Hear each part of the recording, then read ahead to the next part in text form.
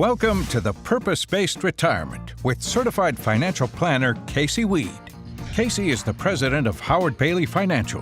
Whatever risk you face during your retirement years, we've got a plan. A published author and radio host. It's not how much we make during the good times, it's how much we keep during those really bad times. His advocacy for retirees and pre-retirees has made him a sought-after speaker and trusted financial leader. And putting a real plan together. This is the Purpose-Based Retirement.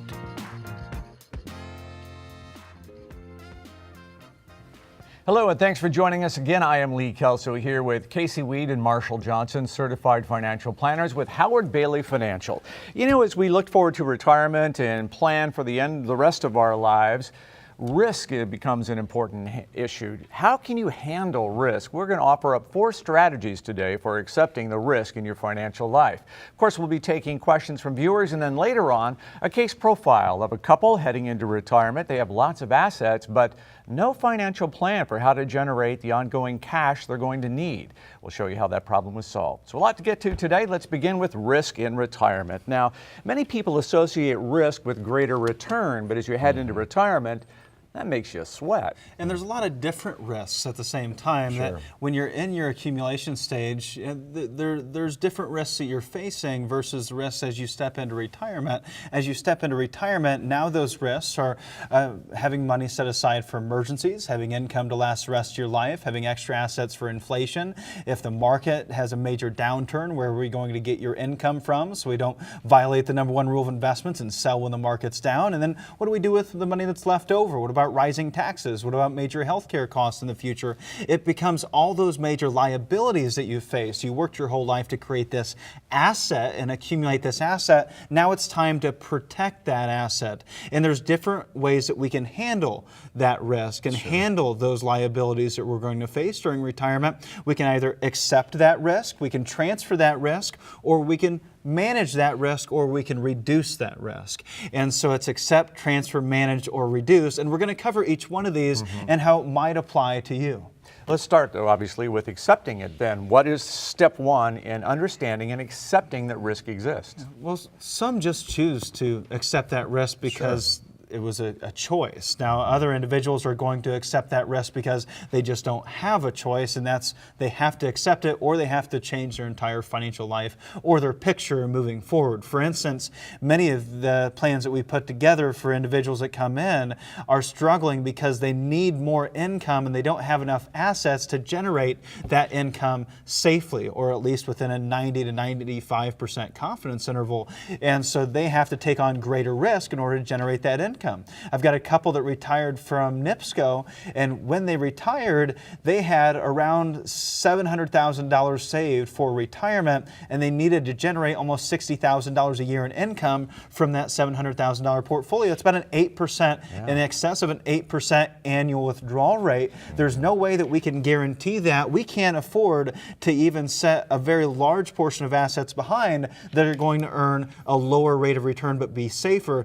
That for individuals that are in that place today that need 7% plus in income, this is a very difficult environment because of such low interest rates that we have today. Now, it doesn't mean that we just threw it all into the market and said, well, I hope this works out like most people do. You know, we still put together a plan. We still reduce the risk. We still manage the risk by having a plan, but he did have to accept that we're going to be at risk regardless. We can't afford guarantees because we need too much income, so they accepted it. Yeah, and I think whenever I hear somebody talk about accepting risk, one thing that I think about is long-term care. I recently sat down with a family. A lot of people are accepting that risk. Accepting that risk, and I sat down with a family a couple of weeks ago, and they just hadn't saved enough for retirement, Casey, so they didn't have the extra resources to set aside and put towards buying long-term care or some type of hybrid policy, and the husband and wife kind of looked at each other and said, well, we need our income. We know we need an emergency fund. We know we need our income. So they just kind of said, we're going to accept the fact that we're not going to be completely covered. But that was an example of somebody accepting that because risk. There's always a sacrifice. If you're going to get one thing, you're going to give up something else. You get long-term care protection, you're going to have to give up income. You're going to have to give up assets. You're going to have to set something aside. It's not free. all guarantees, all insurance, all risk mitigation strategies come at some type of cost. We just have to understand those costs. And for many, I have this all the time. Well, you know, Dad, he passed away of a heart attack. Mom had cancer, and they never spent any time in a facility or needed home health care. So I'm just going to take that risk. And that's perfectly fine. You accept it, just understand it. So a strategy, a valid strategy, is transferring that risk. Now, what are some of the methods that I might use for that? Well, typically we'd think of insurance, right, as a risk transfer system, and we typically think about life insurance. We're transferring that future income that we haven't made yet, the risk of not getting that future income, over to an insurance company for a monthly premium, and that can come in many different forms, regardless of how we're going to insure against that. But typically it takes place when we're younger. We want to take care of our debts. We want to take care of our children, and we transfer some of that risk to an insurance company. Another thing you might want to think about is if you're 5-10 years out from retirement, you're in the retirement red zone, and you've got one income earner that's going to get you to what you need to have by the time you get set to retirement, that it might make sense to buy a 5-10 year, very inexpensive term life insurance policy to cover that individual, to make sure the spouse can still get to retirement. So that is one of those ways we transfer risk. Yeah, another way that we transfer risk, Lee, is the use of annuities when we're trying to protect against longevity risk. So a lot of people don't have pensions these days, and so when a lot of folks retire, they want to set some money aside that they know they're going to have a guaranteed stream of income.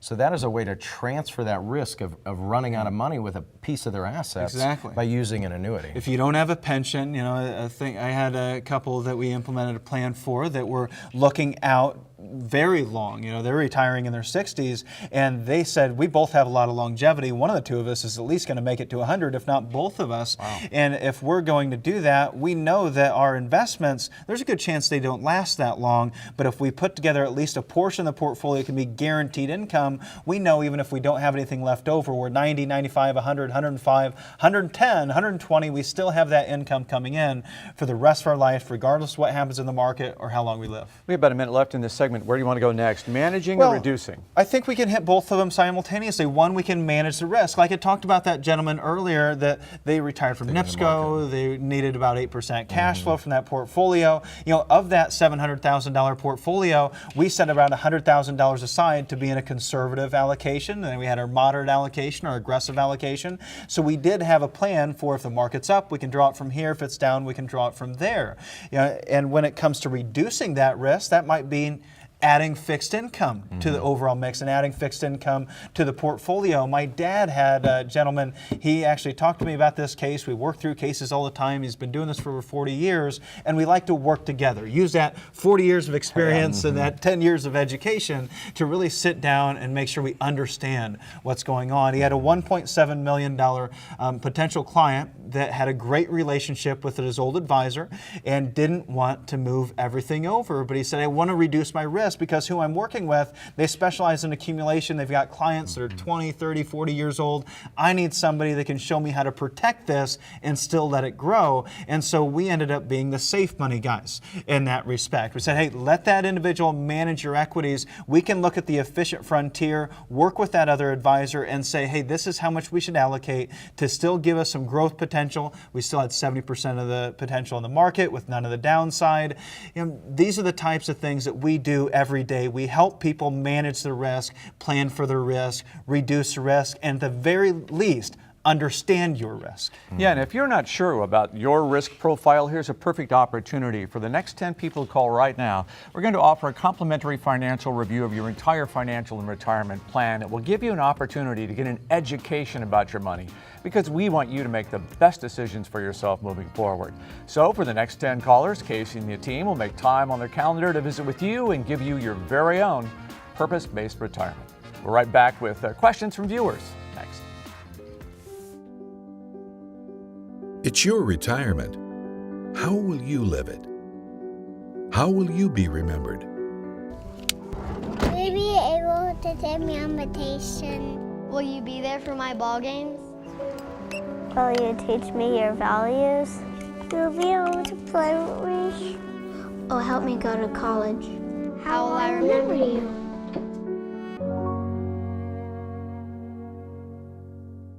You need a plan for retirement to create the lifestyle you've always dreamed of. The first step is to tune into the Purpose-Based Retirement Radio Hour with your hosts, Casey Weade and Marshall Johnson, every Saturday morning at 11 and Sunday afternoon at 1 on 1190 WOWO and 107.5 FM.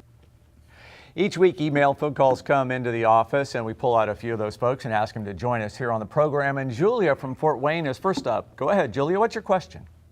My husband has always been into real estate investing, so a large portion of our assets are wrapped into rental properties. I'm concerned about the potential liabilities, as we haven't done any estate planning. Do we need a trust for the properties?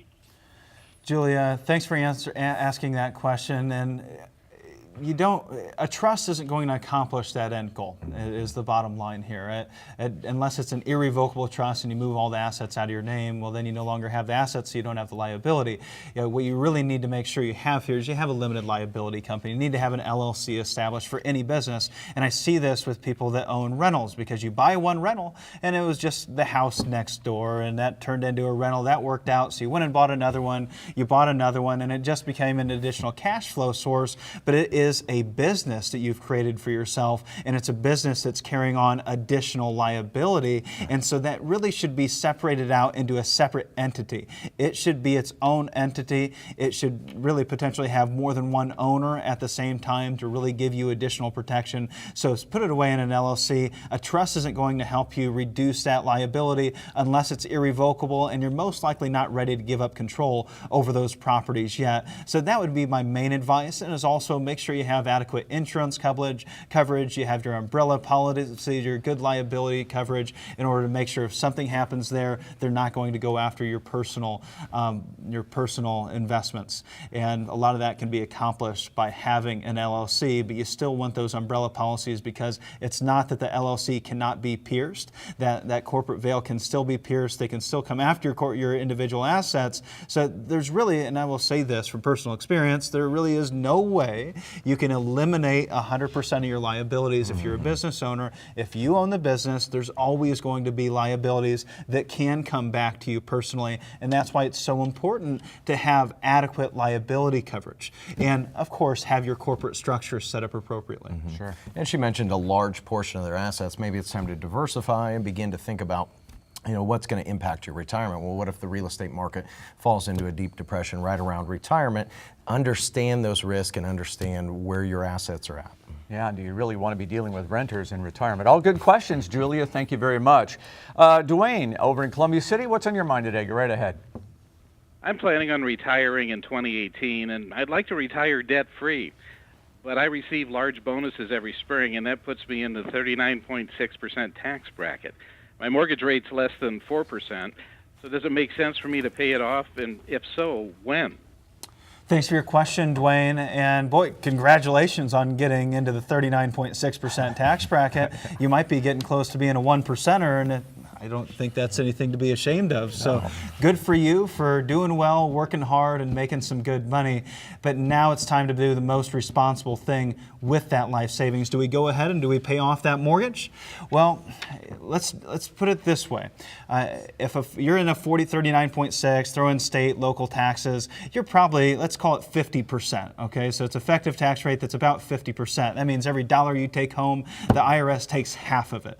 And so if they're taking half of it, that means that of that 4% mortgage, then it's costing you about 2% to have that mortgage, because you're taking that 2% dollar for dollar off. The whole 4% doesn't come off. So you need to find a place to put those dollars where you can make more than 2% over the next 12 months and not pay taxes on those dollars. And that is really the ultimate solution here. But for you, being in such a high income tax bracket, it makes much more sense for you to carry that mortgage over the next year and wait till, let's say, 2018 to begin to pay that down. If you decide to pay it down at that time, you're going to be in a lower tax bracket, maybe 15, 25% by 2018, 2019. Sure.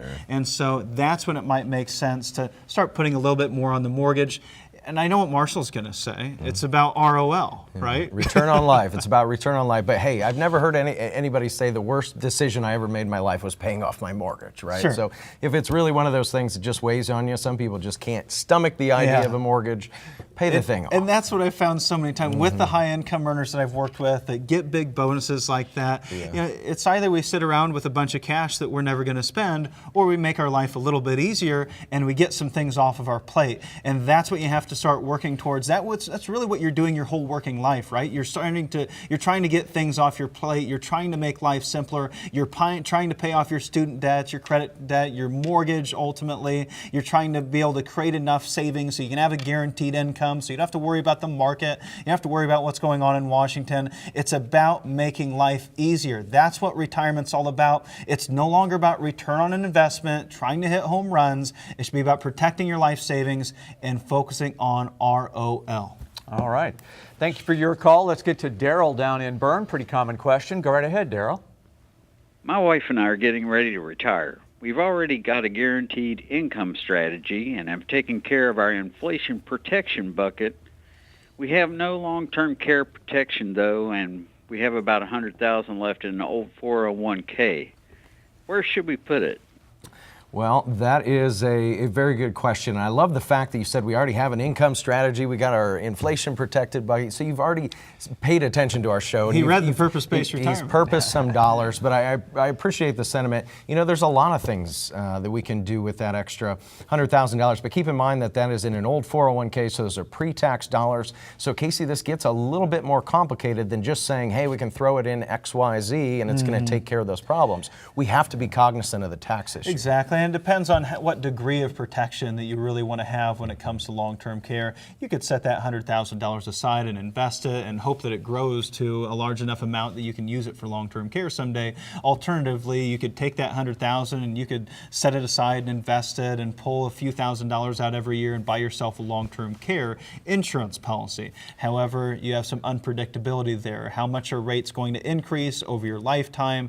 But that's going to give you most likely the highest degree of protection.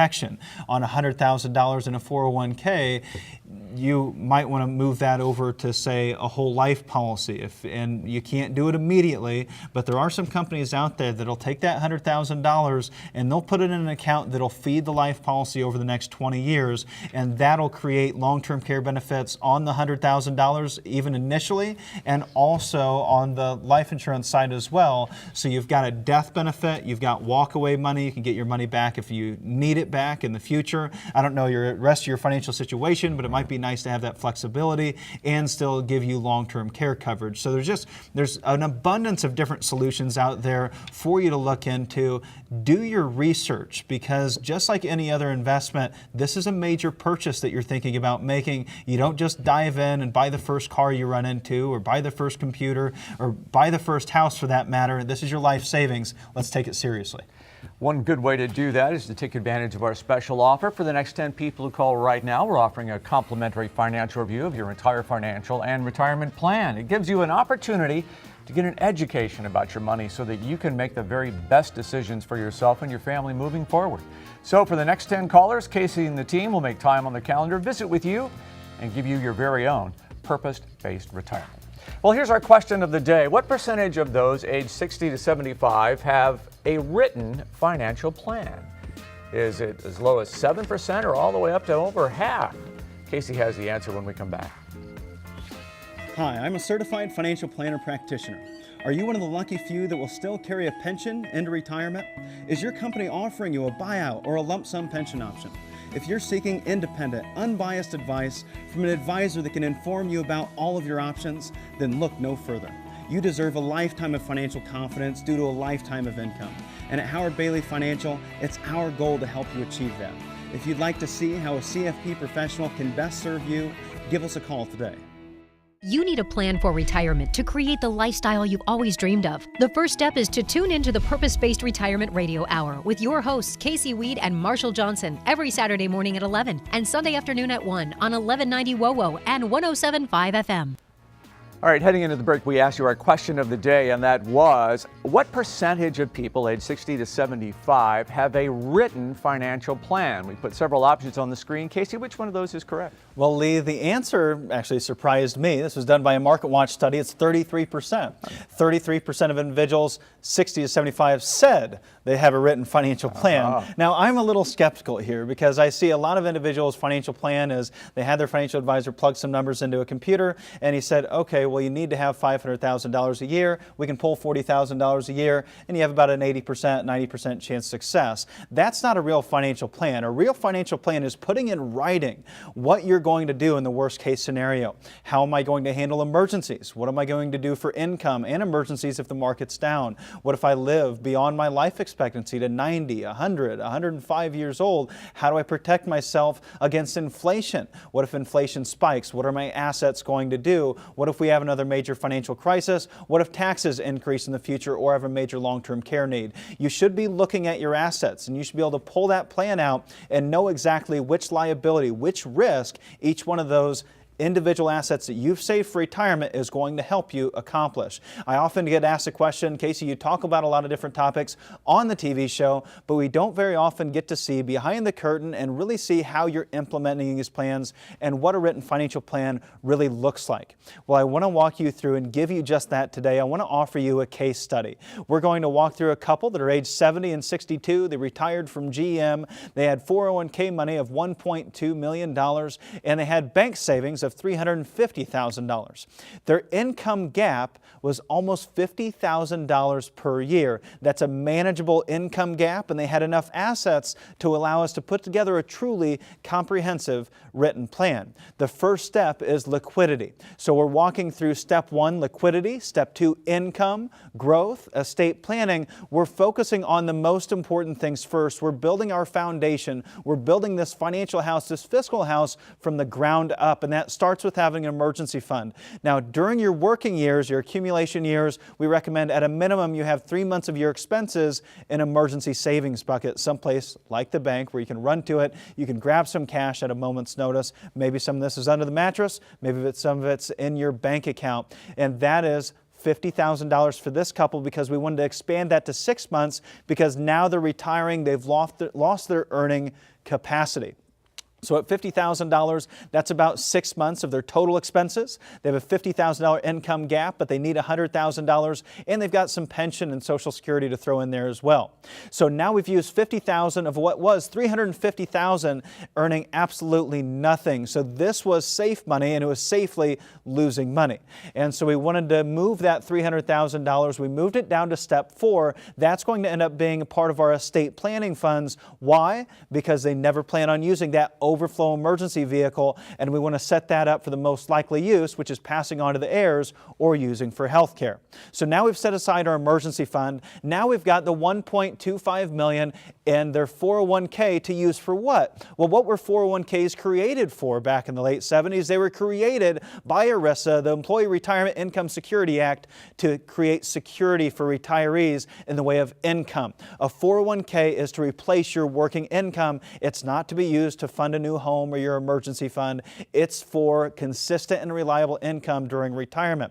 We set aside $475,000 of that 401k to take care of their next 10 years income guaranteed with assets that would still be left over. But that allowed us to set $400,000 aside and say we're not going to touch this for the next 10 years. And if we don't touch it for 10 years, it will create $40,000 to $50,000 in lifetime income after a 10-year period. So we used $875,000 of the $1.2 million in order to guarantee an income stream, a secondary pension for them that will last the rest of their life as long as they do.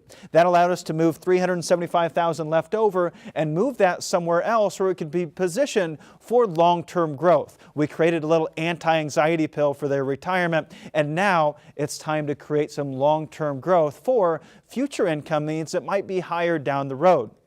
We set aside $275,000 in our inflation protection portfolio. That's going to be made up of companies that will benefit greatly from rising inflation and rising interest rates in the future. This might be utilities, dividend companies, telecommunication companies, energy companies, healthcare companies, also investments in people that are investing in commodities. This might be companies that are transporting or storing natural gas and can appreciate along with the price of oil, natural gas, and other commodities, and in other countries as well. Then we've got $100,000 left over that they wanted to have set aside for offhand purchases, maybe traveling. They said, what if we want $10,000, $20,000 here and there? Well, we set this aside in our conservative allocation portfolio where they still had risk, but they were willing to accept that risk and reduce that risk because they wanted the liquidity that offered. They didn't want to tie any of those funds up. So we're left over with $300,000. That was the remaining bank balance, if you remember from step one, after we set aside $50,000 for their emergency fund. With this $300,000, we set aside $175,000 in a long-term care hybrid policy. Now that $175,000 is still available. It's still growing at a decent interest rate. But if they never need those funds, it's going to create significant long-term care benefits, which for them will satisfy their long-term care gap. That allows us to say we still have $125,000 left over. What should we do with that $125,000? They said, well, it's going to be left to the kids. We never plan on spending it. So we put that in a survivorship universal life, which allowed us to quadruple the value of that tax-free for the next generation. So now they know even if they spend their retirement today, they're always guaranteed to leave money behind for the next generation. After they've taken care of their emergency fund, their income dollars, their growth dollars, and their estate planning bucket, they've filled all of their liabilities. And now they can sit back and enter retirement confident that they've covered all of their bases and they've got a purpose for each one of those dollars. Investing, especially retirement, is largely psychological. And the only way we get past those psychological pains is to have a plan that we can pull out and look at when we feel the pain. Casey, I think that is an outstanding example of what the purpose-based retirement is all about. Those people head into retirement relaxed, confident, no anxiety. They can enjoy their years. When you see those people, then what kind of a follow-up or annual checkup do you perform after you put that plan in place? Well, actually, after we've implemented the plan, we schedule our regular reviews after that. Typically, we're getting together every 3 to 4 months. This couple chose quarterly initially, so we'll see each other every 3 months until they call me and tell me they're getting kind of sick of seeing my face. They want to space that out a little bit more. But typically, we'll set up something that's quarterly or triannually, and then we also get together with them about 3 or 4 other times throughout the year, whether that's with other staff that we have in our office or they're coming to some of our different events that we do throughout the year. So are you making changes to the plan in each one of those meetings? What is the purpose of those meetings? Well, we want to, initially, it's more than anything else, it's just to make sure we understand the plan that we have in front of us and understand how all the different mechanics are working, how to log into our accounts, and really getting comfortable with how everything works. Eventually, those meetings get to be very boring because it is kind of the same thing over and over again. Yeah. And once you have a handle, I often hear, well, this feels great. I don't even have to watch the market anymore. I don't even look at it because I know all my bases are covered. Man, and that's what it's all about. Doesn't that sound nice? Life on autopilot. Wouldn't that be great? Well, if you're interested in that, we can get you started. For the next 10 people who call right now, we are offering a complimentary financial review of your entire financial and retirement plan to give you an opportunity for an education about your money so that you can make the best decisions for yourself moving forward. So for the next 10 callers, Casey and the team will sit down with you, make time on the calendar, visit with you, and create your very own purpose-based retirement. We will see you next week. Take care.